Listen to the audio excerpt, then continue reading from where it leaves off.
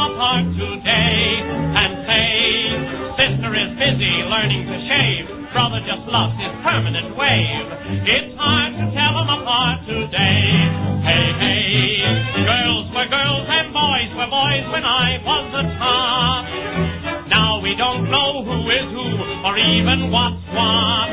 Knickers and trousers, baggy and wide, nobody knows who's walking inside those masculine women and feminine men.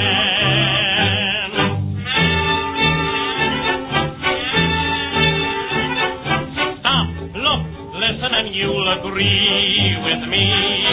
Things are not what they used to be. You'll see, you say hello to Uncle Joe, then look again and you'll find it's your Auntie Flo. Masculine women and feminine men, which is the rooster, which is the hen?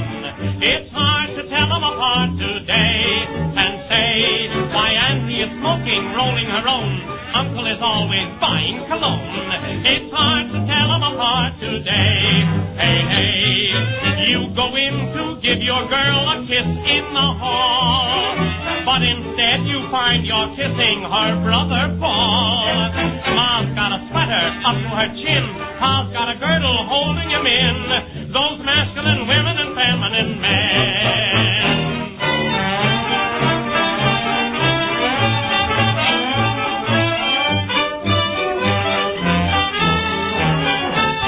Now wifey is playing billiards and pool, hubby is dressing the kiddies for school. It's hard to tell them apart today. Hey, hey, since the Prince of Wales in ladies' dresses was seen, what does he intend to be, the king or the queen? Why, grandmother buys those tailor-made clothes, grandfather tries to smell like a rose, those masculine women and feminine men.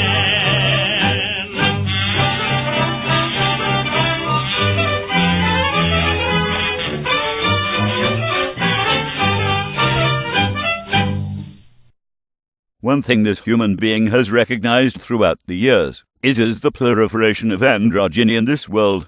As a young lad growing up, the men in my family dressed for the most part like men, as did the men in my friends' families, even though this was the 80s. Lame Bill Cosby sweaters and all, of course even the androgyny, if you could call it, by way of the rock and pop artists back then was tame. Even the most effeminate dresses still looked like men, even with their unreal big hairdos and bad 80s clothing. Even the too effeminate Prince.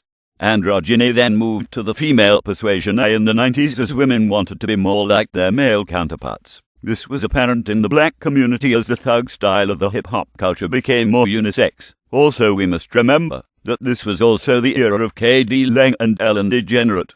And lest we not forget Julia Sweeney's legendary Saturday Night Live character Pat, it's Pat Riley. Now in 21st century the androgyny has carried over to the males again in redoubled quantities. Over the past decade, humanity has had to deal with the likes of not only the devolved, so-called king of pop, Michael Joe, pedophile child rapist Jackson, but also his Japanese counterpart Gakuto and his Japanese contemporaries and his German counterpart Bill Kaulitz of Tokyo Hotel. And now most recently we have had the global overflow of the androgynous wing of the emo goth punk culture. Men in heavy makeup, chopped up hairdos and too tight jeans. Another abomination is the move towards heterosexuality in the past decade, as men have started waxing their eyebrows, shaving their legs and wearing sandals. Among other things, getting in touch with, as they say, their feminine side. This disturbing double-barreled trend toward androgyny and male femininity has destroyed, and is destroying manhood, not only in the West, but everywhere around the world. Similarly, the familiar tomboy traits of some females have merged with the tenets of lesbianism and modern feminism, itself a bastardization of the equal rights movement of the late 20th century, to create a massive push of that agenda in young women. Now, before you call me a chauvinist, I am not against women having equal rights, but I'm against the perversion of the definition of equality of mankind. It is not right to shove ad hoc subliminal lesbianism down the throats of females, nor androgyny and subliminal gayness in males. In brief, there has been a global emasculation of the male society and defeminization of female society, as men have either been taken out of families either through sexual lust-driven one-night stands that produced many of these children, that have become sexually and morally confused, or by parental inaction, that has led to latchkey kids, behavioral problems, crime, immorality, and other problems. The liberalization of society has bred such abominable behavior to the extent that this for some reason has been labeled as okay. It bewilders me to no end. I was having lunch with some buddies and I noticed a gentleman, if you could call him that, about 20 years old, or so, looks kinda like the kid in this picture, you know, with the whole androgynous emo look. I said from my buddies, I don't know how people, especially males, in their right mind would dress up in that way. It makes me wonder. It sure is hard to tell them apart today, as the old song goes.